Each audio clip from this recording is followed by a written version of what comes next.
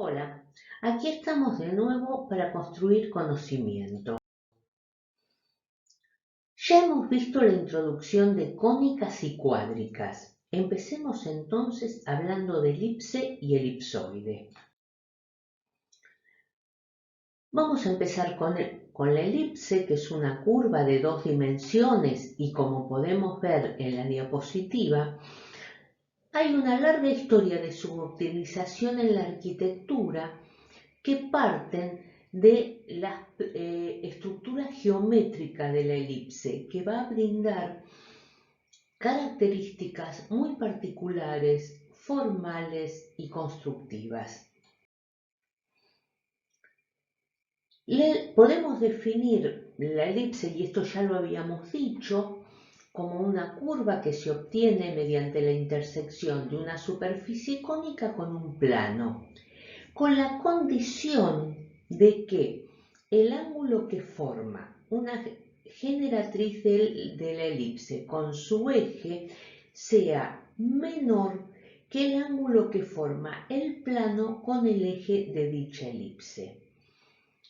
La circunferencia va a ser un caso particular de la elipse, ya que siendo menor alfa a beta, beta va a ser de 90 grados.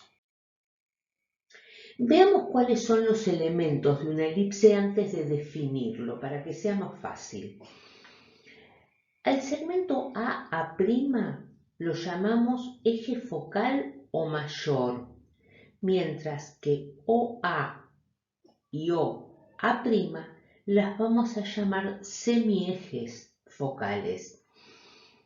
B' es el eje menor y a OC la vamos a llamar, a OF, que es el segmento C en la diapositiva, la vamos a llamar distancia focal.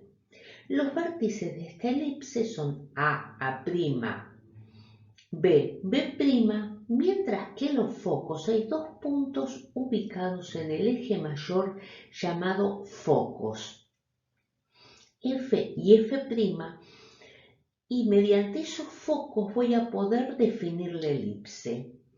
Debajo tenemos las coordenadas de estos puntos que hemos mencionado para una elipse con centro en el centro de coordenadas. Ahora sí, estamos en condiciones de definir a la elipse.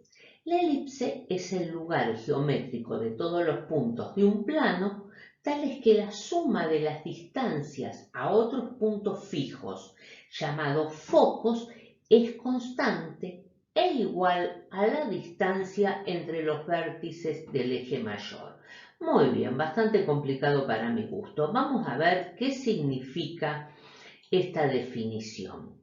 Cuando decimos lugar geométrico de todos los puntos de un plano que cumplen con una condición determinada, que es la primera parte de la definición, lo que queremos decir es que hay un conjunto de puntos del plano que cumplen con una propiedad geométrica determinada. En este caso, ese conjunto de puntos es la elipse que tenemos dibujada en la diapositiva, que es la línea celeste. ¿Y cuál es la condición que cumplen? La condición que cumplen es que cualquier punto, por ejemplo el punto P, si yo tomo un punto P, si mido la distancia entre F' y P y le sumo la distancia entre P y F, voy a obtener la distancia entre A', A. Esa es la definición de elipse. La suma de cada punto de la elipse, de las distancias de cada punto de la elipse a los focos, es igual al eje mayor o focal. En la diapositiva que vamos a ver, yo no voy a hablar, quiero que la observen. Es como tradicionalmente la gente que no conocía estas propiedades trazaba una elipse. Tanto es así que se llama el método del carpintero y en el barroco fue utilizada por los jardineros para trazar los canteros en formas de elipses. ¿Qué hacían? Ponían dos puntos fijos, que eran los focos, ellos no sabían que eran los focos. Tomaban un hilo cuya longitud fuese la longitud del eje mayor, colocaban, por ejemplo, un lápiz y comenzaban, sostenido por ese hilo, y comenzaban a moverlo alrededor a la posibilidad que me daba ese hilo. El hilo es en la figura, es los dos segmentos verdes. Entonces veamos cómo hacían para trazar una elipse que en realidad es la propiedad de los focos, porque como el hilo siempre es el mismo y sumadas esas distancias me daba el eje mayor o focal, obtenemos la elipse. Veámoslo.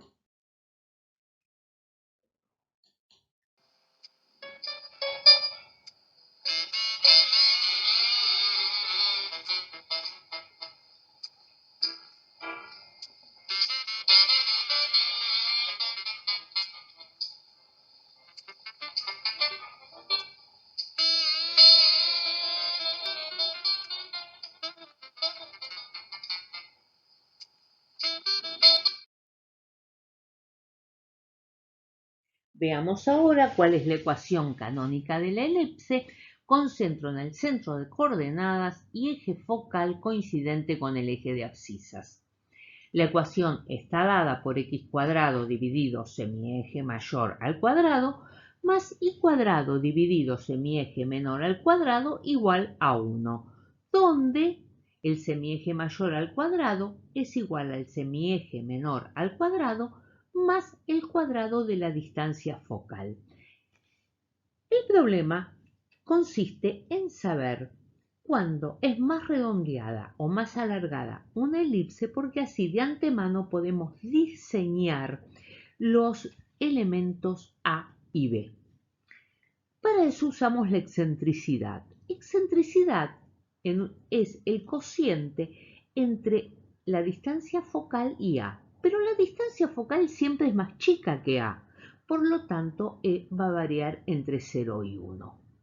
Pero ¿qué ocurre cuando se tiende a 0? Cuando se tiende a 0 quiere decir que la distancia focal va tendiendo a 0. Si va tendiendo a 0, la excentricidad cada vez es más chica, hasta que al coincidir los focos, C es igual a 0 y estamos en presencia de una circunferencia.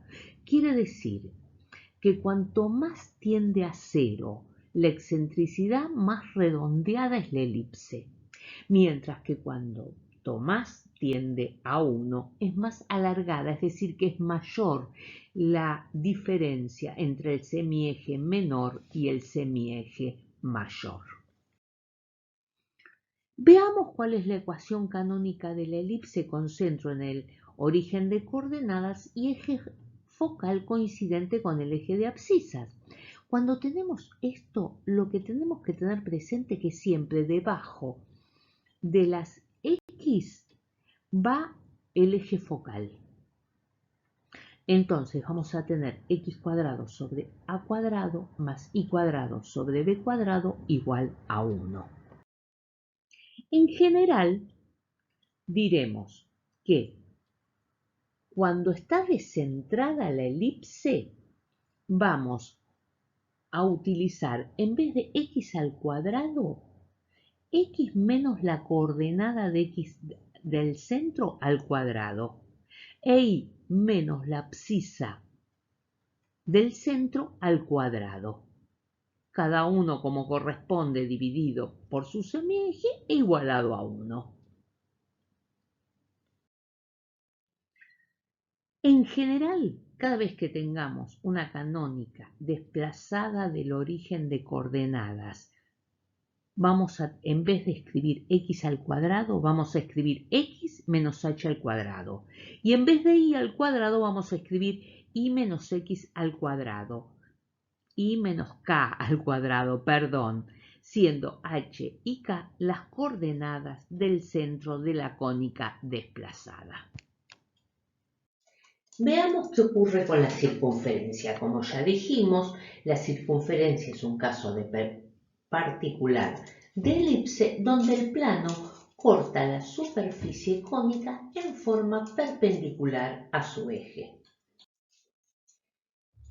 Y la definimos como el lugar geométrico de los puntos del plano que equidistan de otro llamado centro a una distancia llamada R. Es decir, cualquier punto de la circunferencia está a la misma distancia del centro y esa distancia es el radio. Directamente voy a considerar para la fórmula de la circunferencia una circunferencia con centro de coordenadas h y k y la vamos a definir como x menos h todo al cuadrado más y menos k todo al cuadrado igual al radio al cuadrado. Si sería el centro el origen de coordenadas, tendríamos simplemente x cuadrado más y cuadrado igual a r cuadrado. Mientras que si nosotros desarrollamos la primera ecuación que vimos, x menos h todo al cuadrado más el binomio al cuadrado y menos k al cuadrado igual a r cuadrado, vamos a obtener x cuadrado más y al cuadrado más ax más bi más b igual a 0. Donde h cuadrado, k cuadrado y r cuadrado son números. A es igual a menos 2h y b es igual a menos 2k. Vamos a ver analíticamente cómo la circunferencia es un caso particular de la elipse. Partimos de la ecuación de la elipse de centro h y k, donde x menos la abscisa del centro al cuadrado dividido el semieje focal al cuadrado más y menos la ordenada todo al cuadrado dividido el semieje menor al cuadrado es igual a 1, pero voy a considerar ahora que a es igual a b. Por lo tanto, tengo la segunda ecuación que al tener el mismo denominador, ese denominador lo puedo pasar multiplicando y obtengo x menos h todo al cuadrado más y menos k todo el cuadrado igual a a cuadrado. Esto no es otra cosa más que la expresión de la circunferencia con centro en h, k y con radio a. Bueno, llegamos al recreo. Vamos a entrar en el espacio y antes de ir al espacio hagamos un descansito para despejar la mente. Una elipsoide es una superficie generada por elipses. El ejemplo más común del elipsoide es la pelota de rugby. Pero vemos en las fotos de las diapositivas como en cada uno de estos casos se materializa el volumen, materializando las elipses que lo generan. Entonces empecemos a estudiarla. Antes de definir elipse, recordemos cuál era la definición de traza. Decíamos que la traza era la curva que obteníamos al intersecar una superficie con un plano determinado. Ese plano tenía que ser coincidente o paralelo a los ejes coordenados cartesianos. Ahora sí, vamos a definir un elipsoide como una superficie en la que todas sus trazas son elipses. La ecuación de la elipsoide está dada con centro, por supuesto, en el centro de coordenadas cartesianos, está dada por x cuadrado, y cuadrado, z cuadrado, dividido en cada caso por los semiejes de las trazas dadas, y eso es igual a 1. Ustedes fíjense en el gráfico de la derecha que tienen A, B y C como semiejes, y de las elipses que van encontrando cuando intersecan el elipsoide con los planos coordenados cartesianos, y entonces obtienen x cuadrado dividido a cuadrado más y cuadrado dividido b cuadrado más c cuadrado dividido z cuadrado igual a 1. Al igual que en las cónicas en general, las cuádricas con centro, como es la elipse y como van a ser los hiperboloides, vamos a poner, si están desplazadas, en vez de x cuadrado y cuadrado z cuadrado, vamos a poner x menos la coordenada correspondiente del centro, el binomio s al cuadrado. Entonces me va a quedar x menos x sub 0 al cuadrado dividido a cuadrado más y menos y sub 0 al cuadrado dividido a b cuadrado más z sobre z sub 0 al cuadrado dividido a c cuadrado igual a 1. Aquí vamos a analizar un poco por qué decimos que todas las trazas son elipses.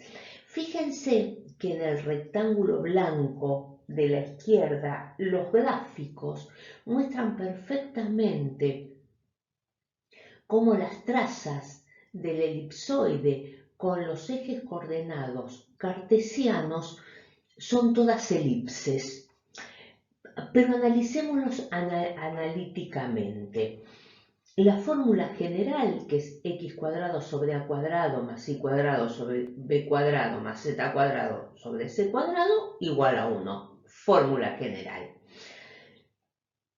En el primer dibujo que aparece voy a usar una traza que es voy a buscar la traza correspondiente al elipsoide cortado por el plano XY. Si corto el elipsoide con el plano XY, quiere decir que Z es igual a 0. Si Z es igual a 0, el término Z cuadrado sobre C cuadrado se anula, y lo que me está quedando es x cuadrado dividido a cuadrado más y cuadrado sobre b cuadrado igual a 1. Es la fórmula de una elipse.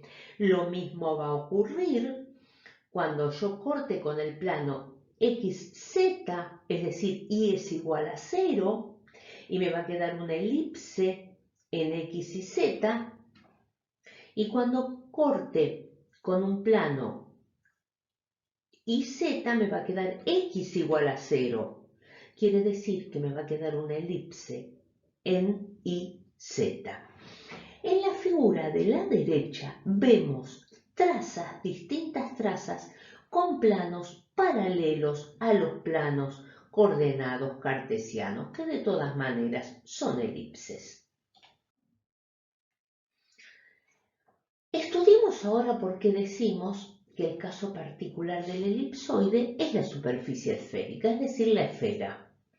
Partimos nuevamente de la ecuación general del elipsoide, pero acá si es una esfera, los tres semiejes van a ser iguales a, por lo tanto, haciendo pasaje de términos, voy a obtener la ecuación de la esfera de radio con centro en x sub 0 y sub 0 z sub 0.